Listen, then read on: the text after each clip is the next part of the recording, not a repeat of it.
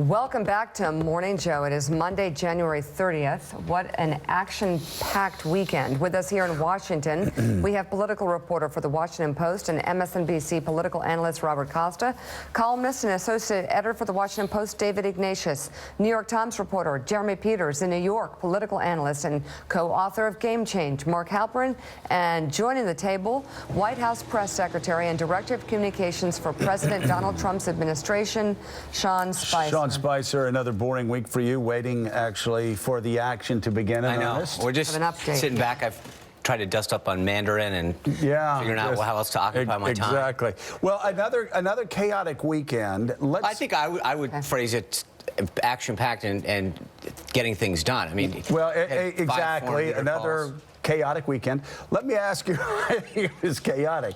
Let me ask you, first of all, a clarification point on Steve Bannon put on the NSC, and there was a lot of talk yesterday morning, especially that you actually had the DNI, Director of National Intelligence, and also the chairman of the Joint Chiefs taken off the permanent committee. Right.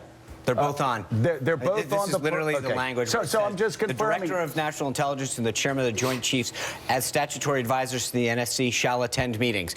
This is the exact same language that was in 2001. I mean, this is much to do about nothing. So so they are, again, just to confirm, because I haven't really seen a good This is literally the language in 2001, the same language as 2017. Does the White House adopt that language to say conclusively that the DNI, as well as the chairman of the Joint Chiefs, is on the permanent committee? So the DNI didn't exist in 2001. That came after 2011. Right. So we have adopted the same language that was on what they call the Principals Committee, adopted the exact same language in 2001, including the DNI. So in 2001, it read the Director of Central Intelligence and the Chairman of the Joint Chiefs of Staff shall attend where pertaining to their responsibilities and expertise are to be discussed. That's 2001. 2017, the Director of National Intelligence and the Chairman of the Joint Chiefs of Staff shall attend where issues pertaining to their responsibilities and expertise are to be discussed.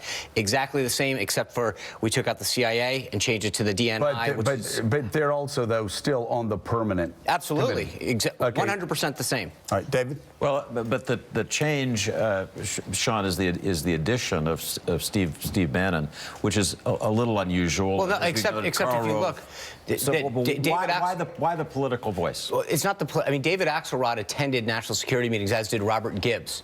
So all we did, frankly, was become transparent and actually put down on paper who's going to attend, make sure that it's out there for everyone to see who's part of this committee. Axelrod went all the time, and they never actually codified it as part of their national security. This is an example of transparency and making sure that we're not trying to hide who's going to be attending these meetings. David, do you have a follow-up? I do. Alberto Gonzales, who was President Bush's counsel, was quite articulate in explaining why George W. Bush felt that Karl Rove, a political advisor he was especially close to, should not be in those meetings. But you're assuming... So why a different standard? Because Steve isn't playing Karl Rove's part. Steve has an extensive military background, extensive background in geopolitical affairs, and the assumption that he's playing the same role as Karl Rove is just not accurate. And so he brings to the table a much greater scope of the political landscape vis-a-vis the world, the geopolitical landscape, and national security affairs. And I think codifying it and putting it out there is something we're not trying to hide. In the Obama administration, they had people going in and out of NSC meetings without people knowing unless they got caught wind of. Mark Halperin is in Washington and has a question. New York has a question. Mark. Sean, does the president believe Islam is one of the world's great religions, and what role do Islam-dominated countries play in fighting the war on terror? Well, I think he clearly respects people of peace-going faith who are Muslim and peace-loving. But he recognizes that certain countries and certain areas of the world produce people that seek to do harm, and we've got to make sure that those people undergo a certain amount of vetting before they come into our country. So I think there's a big difference between the religion and the location. Mark, do you have a follow-up? Well, just again, what role does he see countries like Pakistan, countries like Iraq UAE, playing Dubai, I mean, absolutely. in fighting the war on terrorism against ISIS and other movements that aim to do the United States harm? He had significant calls over this weekend with Jordan, UAE. The King of Jordan's here today. Those countries that want to join with us to fight ISIS or combat terrorism, that's phenomenal. We're going to work with any country, frankly, that shares that view. I think one of the most interesting readouts this weekend on the calls, David Ignatius, was the readout from the Saudi king, where the president actually put, and you can see this coming now, what's going to happen next. You had the Saudi king and also the leader of the UAE both agreeing to work with the United States to create the safe zones in Syria that we've been talking about for some time. Obviously, that's an advantage, and that was outreach that's helpful. I just want to ask, Sean, among intelligence professionals, longtime counterterrorism experts, there's a feeling that although the president's intention was to make the country more safe, that by affirming the ISIS narrative, the extremist narrative, this immigration ban has made the world more dangerous for us, because people have new propaganda points to make. What would be your reaction to that? Well, the first point is I don't think you can underscore Joe's point enough. The idea that he talked to both the King of Saudi Arabia and the Crown Prince of UAE about these safe zones really shows that we have an ability to work with these countries to make the world safer. But secondly, when you look at what happened, we're talking about 7 countries that the Obama administration identified as needing further travel restriction. We're making sure that the priority is American citizens, American institutions, American businesses, American families.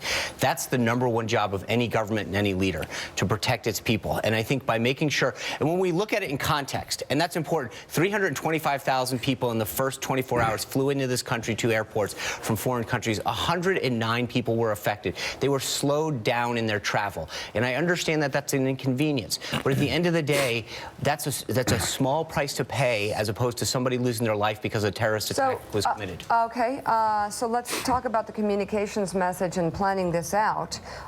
We have crossing the Associated Press right now that the Iraqi parliament has approved a reciprocity measure after Trump's travel ban to apply to Americans entering Iraq, meaning you ban our people, we'll ban yours. In terms of communication and planning, was this completely thought out? Absolutely. I think there's a big difference with the appropriate people at the appropriate agencies and departments, including Department of State and Department of Homeland Security, were clearly informed. The problem is that the more you telegraph what you're about to do, the more that we pose a significant security threat. If we had set this down to every low-level individual, more people would have flooded into the country in a short amount of time to take advantage before the ban went into effect. Wait, what about the confusion regarding green card holders, where again, I it understand. bounced back and forth and back and forth, Right, and then we had the disturbing word that actually DHS got a last-second look at this, looked at it, said it applied to green card holders, and then Stephen Miller overruled that.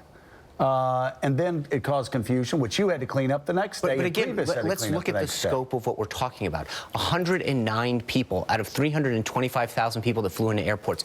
I understand that you know, when you look at it on television, you pick out one individual or 2 individuals, but we're talking about 109 people that were slowed down. And I understand that. It seemed to cause worldwide disruption. But I understand that. But I think that what happened is initially, because of the way that we had to roll this out for security purposes to protect our own country and our people, we did it in a way. But it happened, and it was over, and right now everything's flowing perfectly. Jeremy? Sean, I think this larger issue here over Steve Bannon's presence on the National Security Council is a question of who President Trump listens to. And I want you to tell us how exactly you can run an efficient national security process when you have cabinet officials like the Secretary of the Defense and the Secretary of Homeland Security cut out of the process because they weren't informed. No, but they weren't informed about this executive order until the very last minute. First of all, again, all we're doing is codifying something that was done under the Obama administration with Axelrod and Gibbs, frankly, attending. No, I'm talking about the larger question of who Trump is listening to and how he's listening. He's got a national security advisor, a deputy national security advisor, who he's listening to them all. He's listening to General Mattis and Secretary Kelly. All of these individuals to make that assumption that he's not listening to him is insane. He sat down with the Secretary of Defense for an extended period of time yesterday. He's on the phone with these guys constantly. So to make an assertion like that he's not consulted. No, but they weren't brought into the process until the very last minute. Weren't though, there has been the complaint in the media by a lot of the principals that they were cut out by Stephen Miller, who decided to do this basically But that's on just his not own. true. And it's not true that they were these all agency involved in this heads- process. And in fact, one of the stories noted that for months he's been working with the Department of Homeland Security. I think there are some people who may not like the way it was done or the final decision, but at the end of the day, they were all consulted and part of the process. But there was still confusion even over green cards the night this happened. I understand that there might have been confusion, right? But again, look at the scope of the problem and look at the fact that it lasted for a few hours as it initially was implemented, and now it's working. But John, you will admit there was obviously a rollout problem as far as getting the message out and the interagency coordination. Right, and I understand, but I would argue that there's a flip side, which is you could have telegraphed to everybody what was going to go on, and that would have posed significant security threats to the United States. Do you think what lessons have been learned by the White House? Do you think some lessons have been learned I think by that this process? we can figure out how to inform people quicker and more comprehensively once the decision has been made. But at the time, we made the best decision. It was in the best interest of securing this country and our people. And we're going to continue to make sure that that's always going to be the priority. Now, how we inform them as quick as we can to the highest and lowest levels, sure, we can constantly be working on that. Sean, a lot of people are looking at these pictures coming out of the White House and seeing these different personalities around the president. And I keep encountering, when I'm walking through some of these protests as a reporter, a lot of confusion about who these people are and kind of what their rapport is with the president on national security. I thought maybe, like, what is Flynn's role versus Bannon's role versus Stephen Miller versus Jared Kushner versus the Chief of Staff, Reince Priebus? I know we don't have that much time, but how do you think through this? Because the country doesn't seem to know these people well. Well, and again, at the end of the day, they're all serving the President of the United States. That's the person they should know. That's the person they should trust is going to put this country's interest first. The people that are around the President, as you mentioned, are all here to serve him, to give him advice so that he can make the best possible decision in our country and our people's interest. Is there any particular trait? Is one of them kind of a hard line? Those are positions that have occurred in every White House. So it's just a question of who the President is choosing, and each one of them is a highly qualified individual. I was just curious how you see it working for people who don't understand. I think it's working phenomenally. The President has appointed, both in terms of the cabinet and at the staff level, some amazingly qualified people who are giving him advice. And some of these people even go beyond who you mentioned. You've got Gary Cohn at the National Economic Council. Brilliant, brilliant people who've sacrificed a lot to come work for this country and this president to advance an agenda that's going to make the country better. I want to just get back to Joe's question about lessons learned. We're at the end of a weekend where we had mass demonstrations around the country, legal orders by 4 judges around the country. John McCain described this as a self-inflicted wound. Well, just remember that one judge, especially that's getting the most attention in the Eastern District of New York and Brooklyn, that order talked about deportation. That was never, the order dealt with a action that was never going to be taken. This was never about deportation, and so this was about making sure that people in the airports didn't know that. I understand that people may not have known, but we're talking about that's the point, is that it was not well vetted. But there was a very short period of time in which we had something to execute that ensured that the people of the United States were safe. Everybody's been protected. The safety of individuals. What happened if we didn't act and somebody was killed? Was there an imminent threat? I mean, that's what you seem to be implying. But there was no imminent threat. But what I'm going to tell you is, so if something had happened and your answer was, well, if you guys had acted quicker, we could have saved that person. Too many of these cases that have happened, whether you're talking about San Bernardino, Atlanta, they've happened. Did you have information that something like that was going to happen? Would you wait until you do? The answer is we act now to protect the future. Pompeo, Mattis, Tillerson, Kelly. Amazing people, aren't they? Yeah, they are. Very strong. Right. They know what they're doing. So they were all in on this and thought it was a great idea. Everybody that needed to be consulted was consulted. I'm not going to So they all were consulted and behind this, and they are completely on board. I'm not going to discuss sit down for interviews today, and they would support this completely because everybody understands what the president was doing and why he was doing it, and everybody that needed to be consulted was. Including the gentleman that I mentioned. Everyone that needed to be part of the process was consulted. Do they need to be a part of the process? Absolutely. Okay, so they were consulted? I'm just going to... I think I've asked and answered it, but great job. Okay. Mark Halpin in New York has a question. Mark. Sean, on the Supreme Court nomination, the president previously said it would be Thursday. It's being reported now that it might be today or tomorrow. Has the timing on that changed? And will you defer to the Senate, as Mitch McConnell suggested? If Democrats filibuster, would you like to see the Senate rules changed to allow a Supreme Court nominee to be confirmed with just 50 votes? Well, I'm always, and with respect to the Senate, I'm going to leave it up to Leader McConnell. He knows how to get people through. These are all qualified individuals, whether it's the cabinet or Supreme Court. I'm not going to make any announcements regarding timing, but I can tell you that the president has consulted with both Republicans and Democrats throughout this process to make sure that he hears what they need to hear, they want in a Supreme Court justice, and that the list of 21 that he put out earlier on this campaign are really highly qualified individuals who will put this country's Constitution first and foremost when making laws and interpreting the Constitution. Is it still on Thursday, though? We'll update you if we have a change on the time, Mark. What about Tuesday? All right. White House Press Secretary Sean Spicer. We're killing him. Okay. All right. Thank you for being on. Thank you, Sean. Thank you, guys. Appreciate it.